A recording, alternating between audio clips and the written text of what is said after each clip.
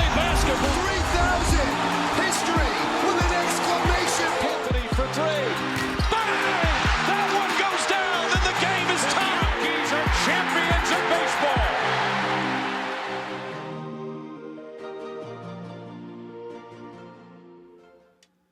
Well.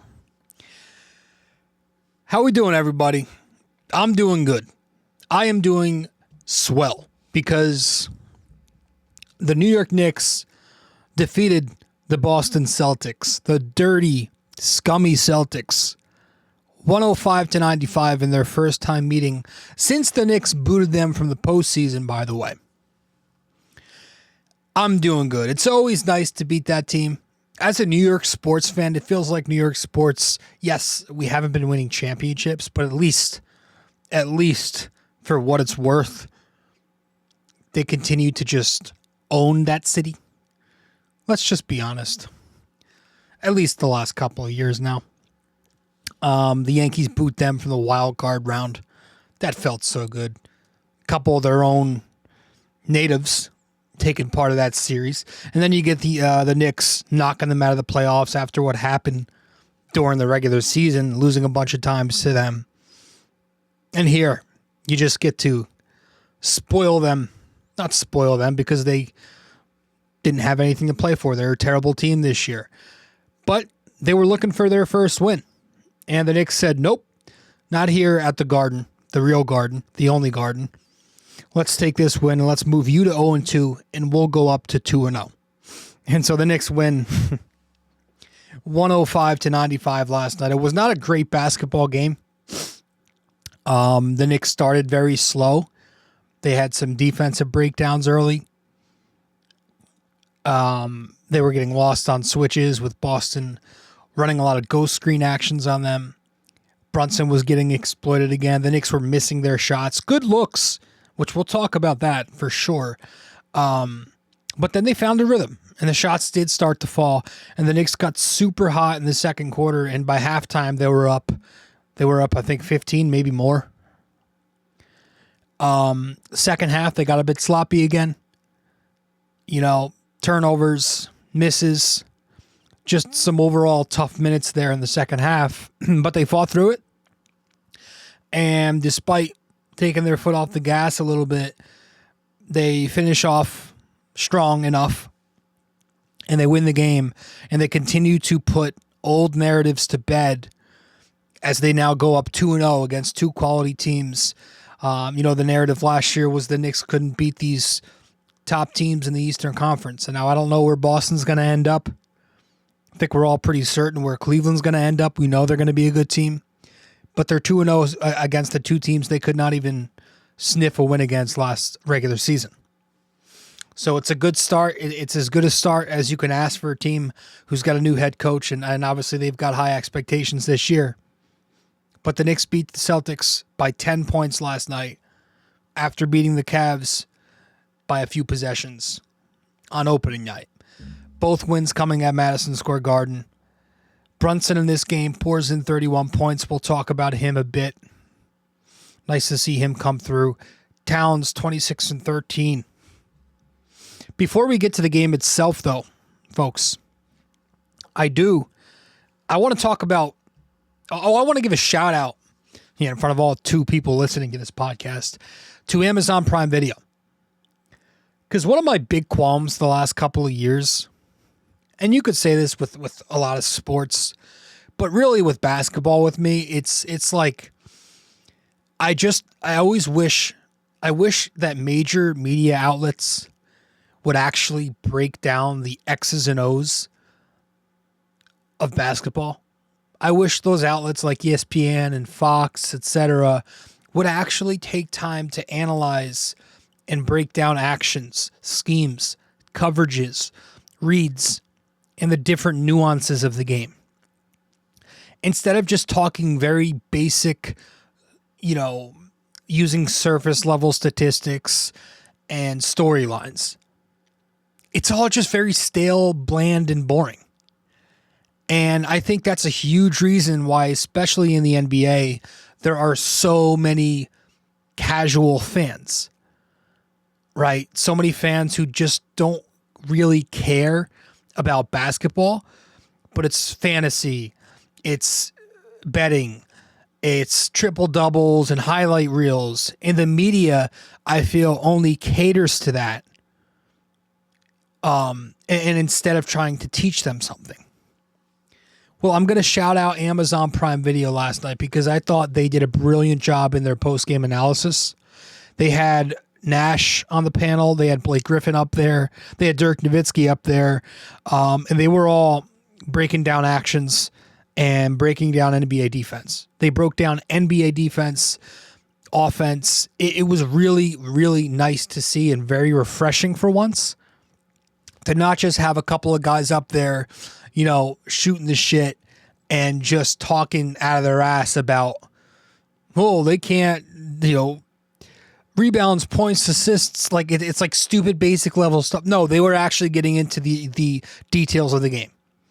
And so I've just gotten so tired over the years of fans consuming basketball through short clips and ESPN drama reality TV shows like that, like First Take and like all these shows with, these major names. Social media doesn't help that. All the narratives. It's all appealing to the mass. And I feel like that's frustrating as a fan who actually loves the game itself. So that was so nice to see Prime Video do it the right way for a change and actually talk basketball. And if that's going to tune out the casual fan, fine.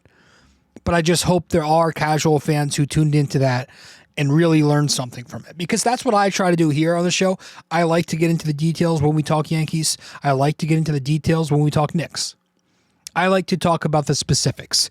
And speaking of the specifics, I think we should start off this episode by talking about the specifics of how the Knicks won last night's game. And maybe not. Karl-Anthony Towns was the best player on the floor. Who knows? I would say it was Brunson last night, but this Knicks offense, and it's 2 games, it looks beautiful. And yes, the shot making's fun, but even when the Knicks are missing their shots, as they have at points in these first 2 games, the offense still looks good. And I think that's the sign of something that's very sustainable. Last year, the Knicks offense got off to a red-hot blazing start, but the style of offense they played never felt sustainable. Running out lineups consistently with non-spacers in them, not really benefiting Karl-Anthony Towns, which is the reason he came here, was to optimize him. What the Knicks are doing is all about the process. The process is always greater than the results in the regular season. And within the first 10 minutes of this game, you got to the 2-minute mark of the first quarter. 10 minutes have gone by and the Knicks were shooting 23% from the floor. But it looked good. I was enjoying watching the game because of the clean, quality looks that they were able to generate with their style of offense. And a big part of their offense last night, and it's going to be a big part of their offense under Mike Brown, Karl-Anthony Towns as that playmaking hub on the pinch post. You talk about Princeton-style offense that, this is kind of what Mike Brown's going to try to run here. That's with your big who play makes at the top. And the benefits of something like that is that it creates 2-man action between your big and your guards and wings. It encourages quick decisions in the half court so the ball doesn't stick. It spaces out the floor and it opens up the middle by pulling the rim protectors and help defenders up, especially since Towns is a shooting threat. That's the difference between running this style of offense under Sabonis, who's not a shooting threat, and Towns, who's arguably the best big man shooter ever. It's also because motion offense, you got guys cutting consistently. That's going to open up the floor.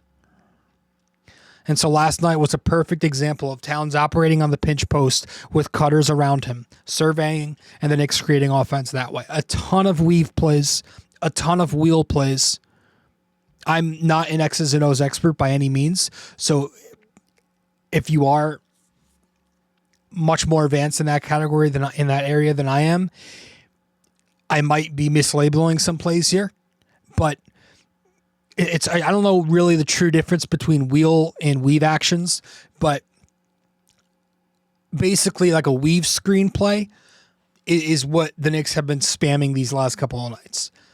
And it's effective. It's an effective way to set up outside shooters for threes, or you can set up the dribble drive in the paint, right? You can run it from any set, including 4 out, 1 in formations, which we saw in this game, or you can run it in your usual 5 out motion offense, which is obviously what we've been seeing lots of.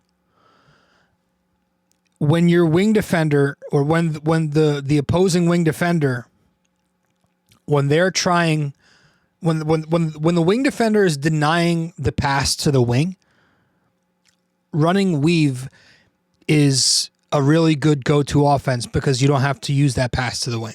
It's a simple, old-fashioned handoff from your big to your wing with screening involved. It makes it so that the defense has to correctly switch each screen and handoff, but a lot of the time, the defense is going to break down, somebody's going to fail to switch, or they're going to switch too late, which is going to force help, and now open space is created. And that's exactly what we saw numerous times last night. In the middle of the first quarter, there was a possession.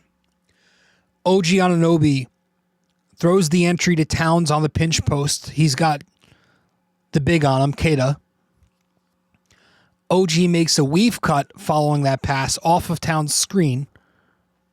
Boston switches the action, but Keita was late to switch it. So now OG with the ball down below is pretty open. So now Pritchard, who was switched on to Cat, has to bring help down low to OG. And now with 2 on OG, Cat's now open for a wing 3 because of that. OG makes the pass. Cat gets the open look. Another possession I want to point out, this one was early in the third quarter. The Knicks run a gut Chicago play. It was out of an ATO. Cat's on the post. DHO to Mikal, who's getting you a strong hand. Brunson relocates from the corner to the wing.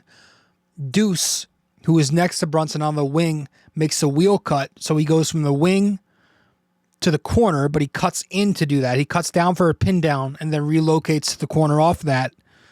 Now Derek White, because Cat's rolling and Cat's got gravity as a roller, is forced to bring low man help off of Deuce on the corner and to the basket. So now Deuce is wide open for an easy catch and shoot 3.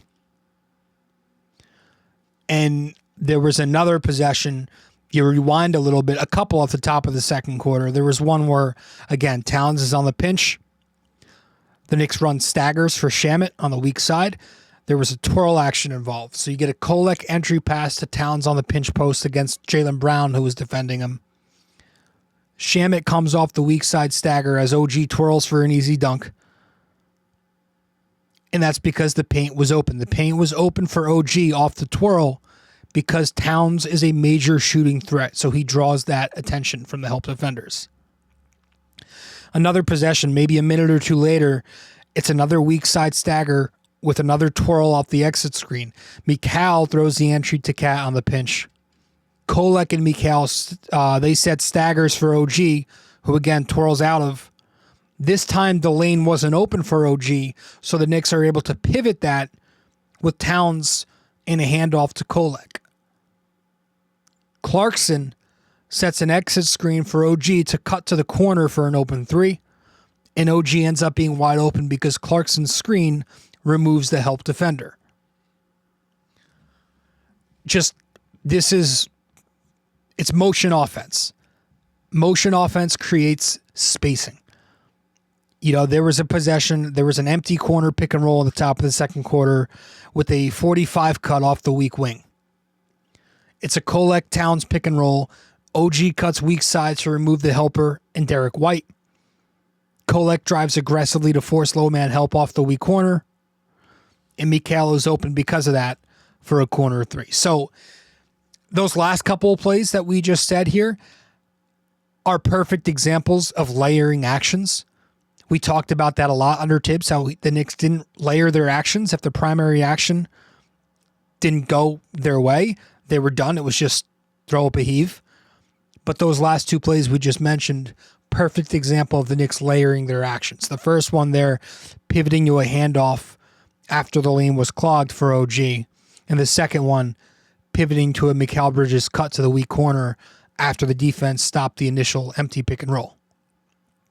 So I just think the reason you're seeing the Knicks look up and have 80-something three-point attempts already is because of this style of offense. They're actually first in the NBA so far in corner three-point frequency. 14% of their shots are corner three-point looks because of plays like these, with motion, with space, with passing, and with screening. And again, this style of offense with these lineup combinations that Mike Brown is throwing out there, artwork. It's artwork when the Knicks shots are on. And again, even when their shots aren't falling, it's the correct process. It's everything we asked of Tom Thibodeau, but very rarely got. So why was Cat able to effectively work out of the high post last night? The lineup combinations that were out there helped.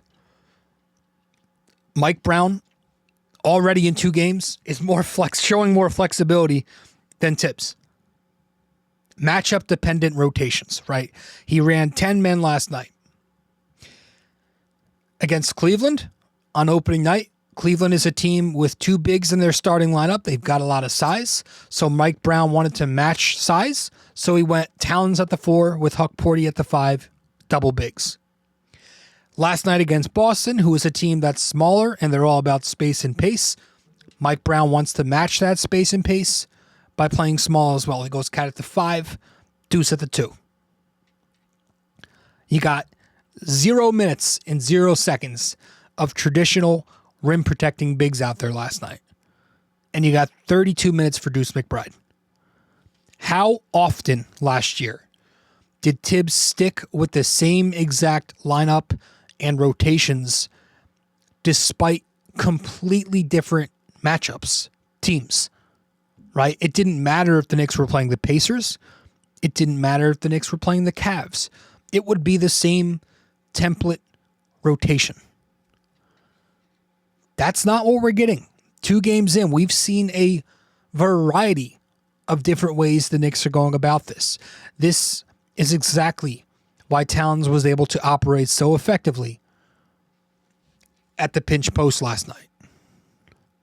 Even with the lineups that didn't have Towns in them, where you had Yabu out there, he was able to space, and he knocked down a couple of shots last night. Late in the second quarter, on the strong wing, Tillman switches a Brunson Yabu action because Yabu can shoot. But on the weak wing, you get Deuce McBride, who cuts to force an off-ball switch, and he gets Anthony Simons as low man. Brunson drives, and he finishes for an and 1 over Simons. Late in the second quarter, you had the Knicks just completely exploiting Boston's help defense some more with 5-out motion offense. The Knicks put Boston in a left wing pick and pop with OG cutting weak side to remove help up top for when Towns pops. Now, Towns ended up missing the shot, but again, he was wide open. Why? Because of the late closeout off the pick and roll on the left side, but also because there was no weak side rotation thanks to OG's cut. When you have spacers on the floor and when they're all doing their jobs, you get things like this. And the Knicks, they still ran their 4-out, 1-in lineups, but it was with Cat at the 5 and spacers around him. And it looked nice. And then they still had Josh Hart made his debut last night. He still ran with the starters, and I think that was metrically the best lineup out there was Josh Hart with the starters. But they played well because they weren't playing the way that lineup played last year. They weren't settling into the half court. They were pushing the tempo because that lineup's weakness is half court offense since you have Josh Hart out there. Well, that's the key with that lineup. right? Tibbs' offense was very slow. So the defense had time to pre-rotate off of Hart with the big, and they had time to throw the wing to Towns and load up to the post. Not here. Because if you watch that last night, the Knicks with Hart, for the most part, there were moments, but the Knicks with Hart and the starting five playing how they needed to last night. Quick, rebounding, transition, full court play, outlets, etc. And Hart was leading the charge. Now, again, there's going to be moments when Hart's out there because it's inevitable. You can't just run full court all the time. There was a moment of bad half-court offense with Hart in the first unit. It was late in the first quarter. Hart's lack of spacing was pretty evident. Boston switched to pin down in a screen-to-screener action. It was Boucher with a scram switch. I think he switches out Simons on the opposite side of the floor. The Knicks couldn't make Boston pay for it. Instead, it's Brunson driving into traffic, turns it over because there's no spacing at the basket. But the key when Hart does play with the lineup, that starting lineup, is to make sure you can be in a full court offensive setup as much as you can. Obviously, that starts with defense. But yeah, it's the lineup combinations that play along with this offensive style. You know, again, I loved the fact that he didn't play a single rim protector last night. Huckporty and Jamison sat. They didn't just play because they played well in the opener. They didn't play because of the matchup. You know, you had Hart as the center in some lineups. Not even as the de facto center either, as the actual center. You had the Yabu lineups. You had OG back at the 5 at parts in this game. And you had the Deuce 5-out lineups with the starters that we all love. So I want to go back to Hart real quick because I think that Josh Hart off the bench was the best Knick. And so last night in his season debut, Josh Hart, yes, he only scored 2 points, but he had 14 rebounds in 19 minutes. Unreal. He had this unreal rebound. It was a weak side rebound, I think, in the first half. He's just in traffic. Celtics around him, other Knicks around him, but he goes up and gets it with tons of hands. And that's just Josh Hart to a T, right? Josh Hart is an excellent rebounder when he's flying in from the wings. He's not a traditional rebounder as a wing. He's not going to just box out and stand under the basket. No, he comes in from the perimeter, and he just steals it away from you with hustle, with athleticism, and a lot of it's skill. So 14 rebounds, 3 assists across 19 minutes for Josh Hart last night in his season debut. A much-deserved bing-bong game ball for Josh Hart. The starting lineup, I'm going to hand the game ball to Jalen Brunson. Jalen Brunson came through last night. He struggled mightily in his opening game. But last night he pours in 31 points, 5 assists. He shoots 10 for 20 from the floor, 3 for 7 from 3, and I think he was 8 for 9 at the foul line. Finishes with 31 points. So Brunson had a bounce-back performance and gets his first game ball of the season. And at the end of the game, fourth quarter, you saw the Knicks offense go back to, you know, what people call Brunson ball. That's going to happen, and that's a good thing.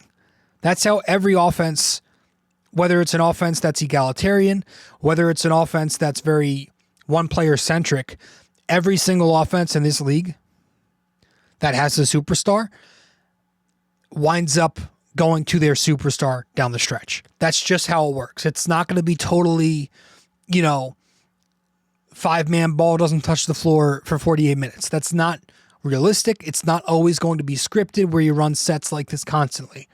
You want your superstar to have the basketball lead, especially the one who just won Clutch Player of the Year. And Brunson knocked down a big timely 3, making that one with like a minute and a half left. So it's also very tough with Boston and even Cleveland. Like both of those defenses the Knicks have played so far, very good at applying ball pressure. So it's hard to attack that style with anything else at times. But I thought Jalen Brunson was fantastic last night. Had some rough moments, but finishes with 31 points and he shoots 50% after struggling from the floor against the Cavs. Folks, that's it. That is it. No need to drag this on. We'll talk about what's coming up next when we return from our break. Stay with us. We'll be right back. Just a sec. Quick break here, guys. Stay connected with BD4 on social media. Follow us on Instagram and X at BD4Pod, and find us on Facebook by searching BD4. Don't miss out. Join the conversation. Want more BD4? Subscribe to our YouTube channel and never miss an episode. Hit that like button, drop a comment, and share with your fellow fans. Don't forget to ring that bell so you're always the first to know when a new video drops. Love BD4 but don't have the time to sit down and watch? Don't forget to subscribe on Apple Podcasts and Spotify so you never miss an episode. And if you're enjoying the show, leave us a 5-star rating and a quick review. It helps us grow and keeps the conversation going. Okay, welcome back to the show. Episode 915. Episode 915 of the podcast. I appreciate you all tuning in so much. The Knicks moved to 2-0 with this win. They've got the day off again today. And they go back out there in Miami tomorrow at 6 p.m. to play the Heat. The Heat are coming off a offensive outburst where they moved to 1-1. But I cannot wait for this game too. They're playing three teams that I love to play. Hate these last two teams in the Celtics and the Heat. So I would love for them to beat Miami in Miami and just continue that trend. So I think that's it. We are starting to lag anyways, so let's wrap it up with our trivia question here. If I can find it in my notes, and then we'll go. Here we go. So our trivia question for episode 915 today. Who is the Knicks' leading scorer when they upset the Celtics in Game 1 of the 1973 Conference Finals? All right. Who is the Knicks' leading scorer when they upset the Celtics in Game 1 of the 1973 Conference Finals? So let me know the answer wherever you can reach me. If you get the answer correct, I'll give you a shout out in the next episode in front of all two of our listeners. Not much of a shout out. But I do appreciate you all tuning in for whoever is listening or watching. You can find this podcast, BD4, where there's no better way to get your Yankees and Knicks analysis on all the podcast platforms. Apple Podcasts, listen to it there. Give us a 5-star rating and review if you haven't yet. You can find us on Spotify. Listen to us there. You can find us on YouTube. Subscribe to the YouTube channel. We're on YouTube. Subscribe, share, comment, like those videos. Turn on the notification bell. Share these podcast episodes on social media with your friends. Find us on social media. We're on social media at BD4 on Facebook and at BD4Pod on both Instagram and X, formerly known as Twitter. And of course, we've got a blog where we occasionally hop on and write some good content.